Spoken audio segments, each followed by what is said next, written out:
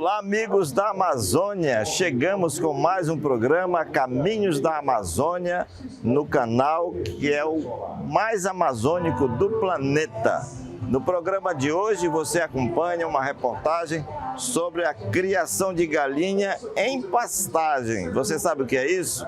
E ainda, você vai conhecer as novas tecnologias para o campo que estão disponíveis na 44ª Exposição Agropecuária do Amazonas. E ainda, você vai conhecer o que é conforto animal. Tudo isso daqui a pouco no seu programa Caminhos da Amazônia. A gente volta já.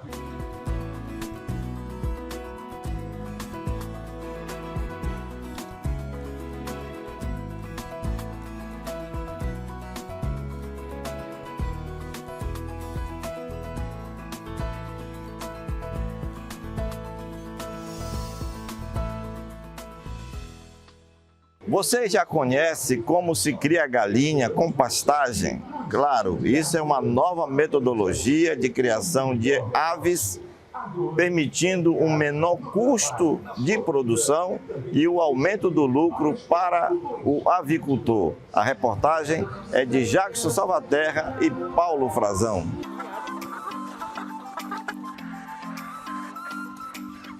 A galinha Labre Rouge, ou pescoço pelado, como é mais conhecida, foi desenvolvida na França a partir do cruzamento de raças rústicas. Esse melhoramento genético é o responsável pelas suas características mais apreciadas, como sua aptidão para corte e excelente adaptação ao manejo do campo. Possui a plumagem de coloração variada, exceto na cara e no pescoço, que são nus. Tanto os machos quanto as fêmeas apresentam o pescoço pelado. O Caminhos da Amazônia foi conhecer uma criação de galinha pescoço pelado conduzidas em pastagens na terra de Várzea. Para isso, viajamos ao município de Iranduba, região metropolitana de Manaus. Depois de meia hora por estrada, continuamos agora pelo Rio Solimões. Quem nos leva ao destino é o extensionista do Instituto de Desenvolvimento Agropecuário e Florestal Sustentável do Estado do Amazonas, IDAM. A propriedade fica na costa do Baixio, área de Várzea. Quem nos recebe é o criador Reginaldo Inuma. Olha, o processo do abate, o pinto chega primeiro para o pinteiro, do pinteiro vai para o campo, ao primeiro e segundo mês. Terceiro e quarto mês é o abate, a comida a gente dá de manhã, meio-dia. A propriedade é pequena e as aves tomam conta do espaço. As 1000 unidades têm um pasto verdinho para se alimentar e crescer com liberdade. Até a época do abate, o produtor resolveu investir na criação de um jeito organizado. As galinhas chegam ainda pequenas, recebem os primeiros tratamentos no pinteiro, um tipo de berçário onde tomam as vacinas, vitaminas e passam pelo controle de viabilidade. A partir daí, ficam soltas para aproveitar o pasto, ciscar e correr à vontade, de acordo com suas melhores características. Criar galinha em vaso é melhor porque tem capim, né? Aí vem a produção de ovos, que é a capim que alimenta também, né? A ração, que a gente dá de hora em hora. Quando chega ao segundo mês de vida, o frango é transferido para esta outra área de pastagem. É aí que começa o período conhecido como recria, quando a ave recebe a segunda dose de vacinas, medicamentos contra vermes, suplementos de vitaminas e uma ração específica para essa nova fase. Assim, os animais chegam mais rápido e mais robustos ao terceiro ciclo de suas vidas. É o período de engorda. Para chegar ao peso ideal, as aves são alimentadas com apenas 20% de ração ou milho. Os outros 80% vêm do rico pasto. As fêmeas são separadas para a postura, entre os 4,5 até 8 meses de idade. A cata dos ovos é diária, feita manualmente. Os machos vão direto para o abate. As fêmeas, logo após o período de postura, seguem o mesmo caminho. Para o ciclo recomeçar e não haver interrupção na atividade, o criador tem novos lotes preparados. Nesse sistema, as aves ficam soltas o dia todo, ciscando, comendo minhocas e pequenos insetos, além de capim. Ele é cultivado pelo produtor rural para que ele venha servir de alimento, de nutrição para as aves em determinado período de vida desses animais. O produtor tem a orientação dos extensionistas do Instituto de Desenvolvimento Agropecuário e Florestal Sustentável do Estado do Amazonas, IDAM. Há cerca de um ano, Os técnicos do órgão vêm acompanhando o desenvolvimento das aves. Eles incentivam o processo de criação de galinha melhorada e conduzida a pasto. Aqui, o terreno foi cercado para evitar a entrada de predadores e evitar fuga das galinhas. Para ambientes não controlados, o criadouro é uma área de várzea próximo ao rio. A cerca ajuda a evitar perdas.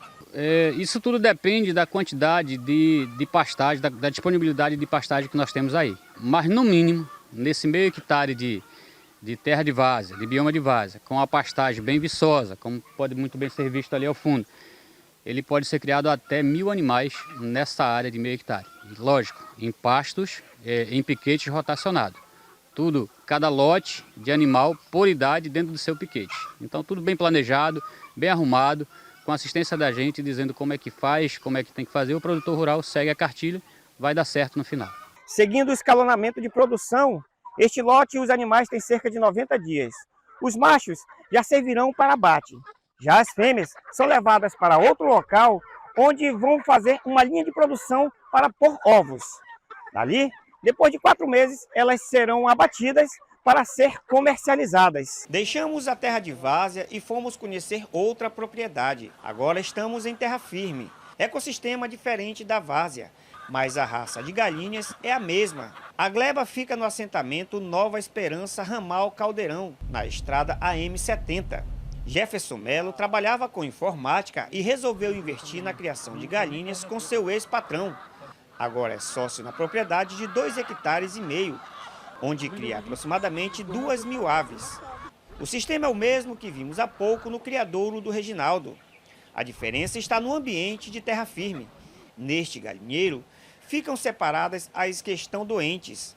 A iniciativa é para evitar que contaminem as aves sadias. Então você vê que esse animal, ao final de um tempo, ao final da idade de engorda, ele está pesando aí seus 3 quilos. Você tem uma ave, as fêmeas são menores, logicamente os galos, por ter uma genética, os machos, por ter uma genética já mais apurada, então esses animais são bastante grandes. E na hora da cobertura, eles podem lesionar a fêmea, né? Isso aí vai inviabilizar toda a postura do animal, porque o animal vai ser retirado do lote, vai ser cuidado, vai ser tratado, então aí não aproveita aquela fase da postura, mas justamente por causa do tamanho do animal, do macho, que é muito grande para as fêmeas. O terreno está descoberto sem nenhum tipo de vegetação, mas já foi um belo pasto. Mas depois de 3 meses, o local ficou desse jeito. Toda semana são vendidas cerca de 60 galinhas abatidas. Cada uma chega a pesar até 4 quilos e alcança o preço de R$ 50.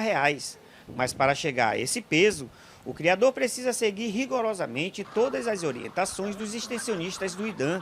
Com o sistema de pasto sendo a principal fonte de alimento, o produtor reduz o uso da ração industrializada específica para aves de corte. Assim diminui seus custos e pode ter lucro de 40% se optar por vender o frango já abatido.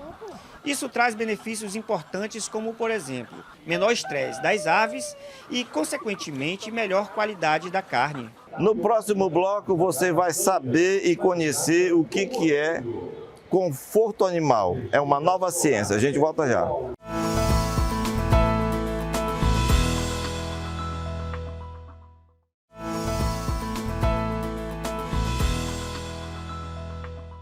Você vai conhecer agora como é que se desenvolve o trabalho de conforto animal através de profissionais como o zootecnista. A reportagem é de Pamela Menezes e William Cardoso. A Fazenda Amazônia Ovinos, na rodovia AM10, no quilômetro 44, trabalha com várias raças de bodes e carneiros. A propriedade pertencente a Demilson Vivian acomoda 500 animais entre machos e fêmeas que recebem um tratamento especial conhecido como conforto animal. Ele é um conceito, na verdade é um conjunto de ações para favorecer o que a gente chama de homeostase, favorecer com que o organismo do animal ele atue de forma assim natural, de forma plena, né? Todo o metabolismo, né? Todo o comportamento dele possa ser exteriorizado de forma natural. Então, assim, são conjuntos de ações que vão favorecer com que todo esse processo do organismo do animal ele funcione de forma plena, estável, né? Sem alterações, sem grande índice de produção de adrenalina, né? Que deixa o animal mais eufórico, ou seja, ele vai conseguir exteriorizar todo o comportamento natural, ele vai processar melhor os alimentos, toda essa conjuntura. O manejo desses animais começa no curral, que funciona como uma instância, onde existem locais apropriados para cada etapa do processo, e a responsável é a zootecnista Maybe Seixas. 2010, mais ou menos, que começou, digamos assim, saiu um boom no mercado, falar muito sobre bem-estar animal. Na época de faculdade a gente já abordava muito, mas não era assim, uma coisa tão abrangente. Então, acho que veio muito com essa questão também da internet, favorecer a comunicação rápida. Então, as pessoas começaram a entender esse conceito e a importância desse conceito, né, dessa prática. Essa nova prática surgiu após pesquisadores observarem o hábito dos animais e identificarem fatores que influenciavam em seus comportamentos. Há muitas décadas atrás, ela começou a ser estudada por pesquisadores, né? E foi implementado essa cultura, essa ideia também no Brasil, baseado em acompanhamentos dos pesquisadores, em observações, né, muito também comportamentais, animais com hábitos diferentes de comportamento em determinados momentos, e começaram a chamar a atenção dos pesquisadores do porquê que aqueles hábitos, né, diferentes, estranhos, e começaram a observar que determinados ambientes favoreciam, digamos, a produção de leite maior. Por quê? Aí começaram aqueles famosos porquê, porque a pesquisa é isso, é baseada num ponto de interrogação, um porquê. E aí, a partir disso, começaram a pesquisar diversos fatores, né, que envolvem para que a gente tenha hoje os subsídios necessários para que a gente possa ter aí elementos que favoreçam todo um manejo adequado para os animais. Para proporcionar o bem-estar aos animais e garantir a maior produtividade, Maybe ressalta a importância de investir em estrutura, não somente para eles, mas também para os tratadores. Segundo a zootecnista, facilitar a dinâmica de trabalho é essencial. O foco é o animal para gerar produtividade, né? Então, mas a gente tem que pensar.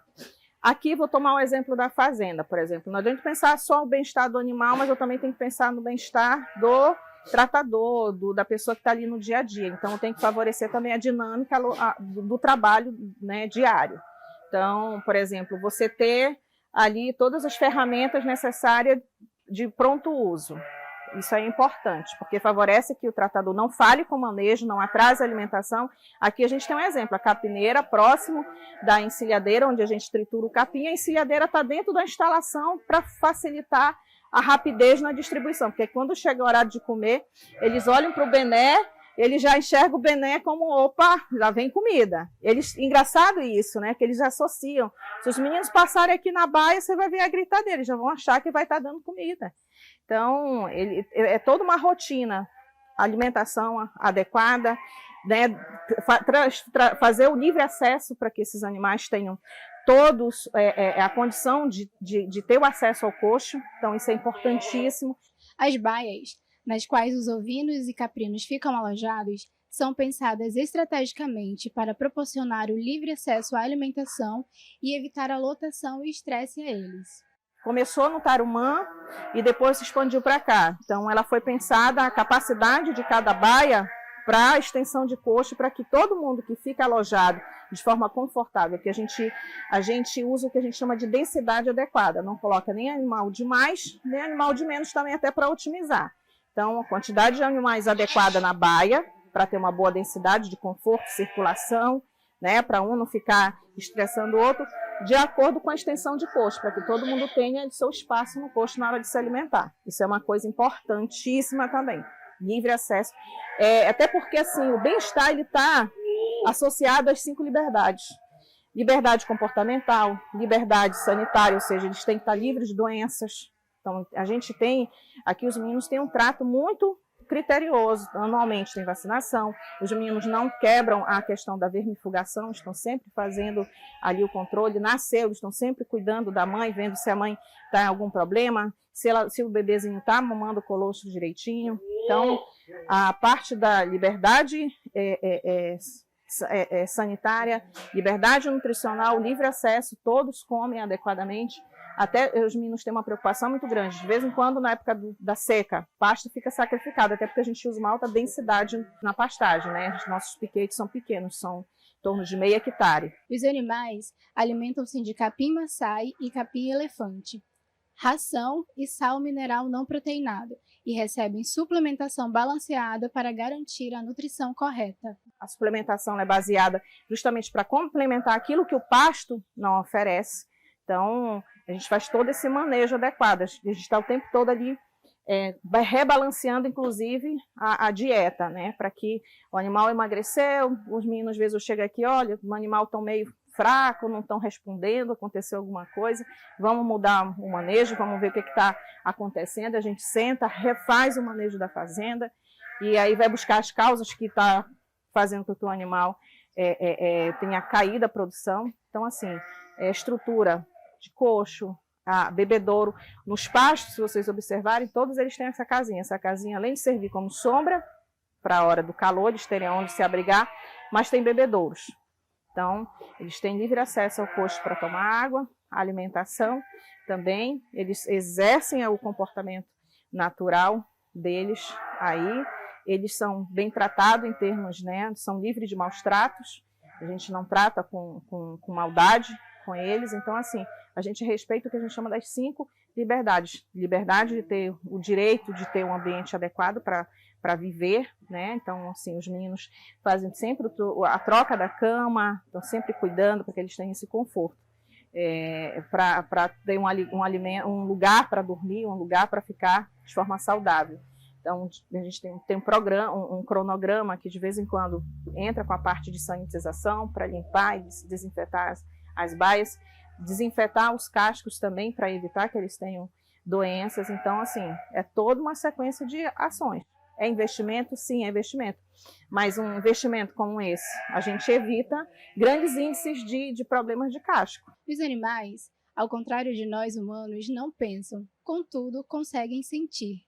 De acordo com Maybe, compreender esse fator fez com que a comunidade científica desenvolvesse novas técnicas de cuidados no sistema de produção. Essa questão do retorno que isso gera, para você maximizar a produção. E outro fator também, eles sentem segurança, carinho no tratador, que sabe que o tratador é a fonte de alimentação deles.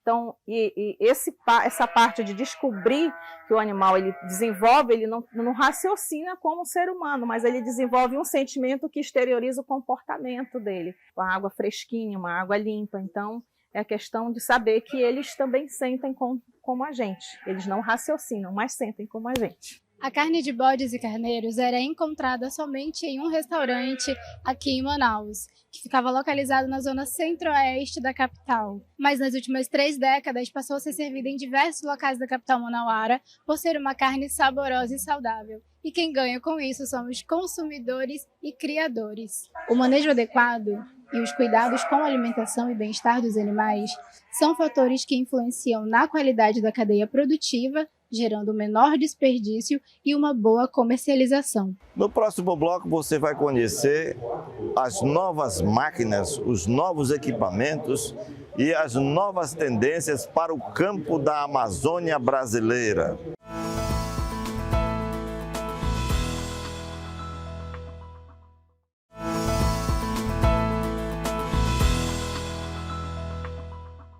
Máquinas, equipamentos, implementos, energia solar e drone. Tudo isso para complementar e evoluir o trabalho no campo. A reportagem de Jaco Salvaterra e William Cardoso. As novas tecnologias vêm ajudando agricultores que trabalham nas lavouras. São máquinas, implementos agrícolas e novas técnicas de cultivo que passam a produzir 5 vezes mais numa mesma área que antes precisaria de uma área maior. Vários produtos foram expostos na 44ª Exposição Agropecuária do Amazonas. Uma delas foi a apresentação de um drone que faz mapeamento de áreas e pulverização em áreas de plantações. A novidade tem uma autonomia de 4 horas no mapeamento e 1 hora na pulverização devido à configuração. A aeronave chega a custar de 300 mil a R$ 1 milhão. No mapeamento, a gente utiliza a câmera multiespectral para detectar anomalias na plantação. Através disso, ele vai fazer uma pulverização de catação, ele vai exatamente no local onde tem a necessidade da pulverização. Tem 10 litros de calda para ser utilizado, então isso evita o esmagamento da planta, né? E a planta que está saudável não precisa receber aquele insumo. As máquinas que ajudam na mecanização da terra são outras aliadas dos produtores. Antes, o proprietário de forma convencional gastava meio dia de serviço em 1 hectare. Com a nova técnica, esse tempo reduziu para 2 horas. Esta pulverizadora, com cerca de 3 metros de altura e uma haste que chega a 30 metros após aberta, serve para pulverizar as lavouras numa forma mais avançada. Ela contém um piloto automático onde o operador tem apenas que ajustar a máquina. Geralmente é utilizada nas pulverizações de grandes plantações de grãos. Este outro modelo tem conexão via satélite que analisa o solo e coloca nutrientes e sementes o suficiente para que o produtor não tenha prejuízo e nem excesso de sementes na quantidade certa, que é programado no computador de bordo. Essa plantadeira vai colocar por linha 12 sementes linear e a quantidade exata de adubo que o engenheiro agrônomo, no receituário do plantio, nos seus cálculos, ele chegou ao resultado. Outra novidade da exposição foi a apresentação de energia fotovoltaica, ou energia limpa que é absorvida do sol e transformada em energia doméstica. Os consumidores chegam a ter uma economia de até 95% no custo do consumo de energia elétrica convencional. Praticamente o que você paga hoje de conta, né? Se você for fazer um financiamento, você vai estar pagando na sua parcela. A única diferença é que depois que você quita, que você tem o seu projeto, a única coisa que você tem que pagar para Amazonas Energia é uma taxa mínima. Já o seu projeto ele vai durar aí 25 anos ou mais. Ou seja, depois que ela termina de gerar aquela quantidade, ela retorna também como crédito, né? Isso mesmo, vai ficar guardado como crédito para você e você, inclusive, pode estar batendo em contas futuras ou estar enviando esse crédito para qualquer outro tipo de conta que esteja no seu nome. Ainda falando de energia limpa, nós viemos conhecer uma moto totalmente elétrica. Ela é 100% elétrica. Esse tipo de moto chega a percorrer até 60 km por hora. O Tiago é o representante dessa marca aqui no estado do Amazonas. Tiago, você acredita então que esse tipo de veículo veio para ajudar ainda mais esse alto preço de gasolina para que economize o bolso do consumidor, de quem possui um veículo desse? Com certeza. A mobilidade elétrica hoje no estado chegou com uma propulsão fora de série, nunca visto, e a experiência que todo mundo que vem ao adquirir uma mobilidade elétrica é fantástica, fabulosa. Todo mundo se surpreende mesmo pela praticidade de ter uma mobilidade elétrica, entendeu? Qual a autonomia dela, de uma bateria, de uma carga completa, né, de uma moto dessa, já que ela recarrega em qualquer tomada de 110, 220. Hoje é assim, ó, um motor de 2000, a moto passa de 60 km de autonomia e a moto também fica até 60 km de velocidade. Roque Lins veio do município de Silves. Ele tem uma plantação de café na variedade BRS 96, denominada de Robusta Amazônica, desenvolvida pela Embrapa, que chega a produzir até 9 vezes mais do que a variedade Conilon. Ele veio apresentar o café produzido no interior do Amazonas e mostra que é possível cultivar café numa área menor com mais produção de grãos por hectare. Olha, depois que o café vem do município de Silves, ele é torrado, né, e também ele é comercializado de 2 formas, né? Dessa forma aqui, né, seu Roque? Que é o café expresso. Mostra um pouco pra gente aqui, Paixão, Frazão. Mostra aqui pra gente aqui, ó, o café. Esse é o café expresso, vindo direto do município de Silves. Como é que a gente vê hoje a aceitação desse café, seu Roque, em relação aos cafés produzidos em outras regiões do país? E dentre elas, 3 variedades dão café especiais. Um deles está aqui servindo como café expresso para o povo aqui da Expo Agro, ter mais uma proximidade com os cafés robustas produzindo no estado do Amazonas. A gente percebe que essa variedade de café, ela dá até 9 vezes mais do que um café comum. Porque são plantas selecionadas geneticamente, entendeu? E se adaptaram muito bem ao clima aqui da Amazônia. Então agora nada melhor do que a gente provar esse café da nossa região, né? E ver o sabor. É um gosto totalmente diferente. Mas para ter acesso às novas tecnologias apresentadas, foram diversas palestras ministradas por pesquisadores da Embrapa e técnicos do IDAM sobre a utilização do cultivo no sistema integrado, cultivo de mandioca, laranja, açaí e banana foram repassadas aos pequenos produtores que participaram durante uma semana da Expoagro. São uma estratégia de produção em que se consorcia espécies agrícolas, espécies florestais e também animais de uma mesma área. Então, com isso, busca maior sustentabilidade, maior rentabilidade numa mesma área. Com as novas tecnologias aprendidas durante os ciclos de palestras, os participantes saem preparados para plantar, cultivar e criar utilizando as áreas degradadas já existentes, evitando novos desmatamentos e produzindo até 5 vezes mais sem alterar o meio ambiente. E este foi o seu programa Caminhos da Amazônia de hoje. E o nosso cenário natural são os currais, aqui da 44ª Exposição Agropecuária do Amazonas, onde você pode ainda vir, né, e conhecer os animais, os estandes, as novas tecnologias, né, o parquinho e tantas outras atrações que estão aqui na 44ª Exposição Agropecuária do Amazonas. E a gente volta no próximo programa, se Deus quiser.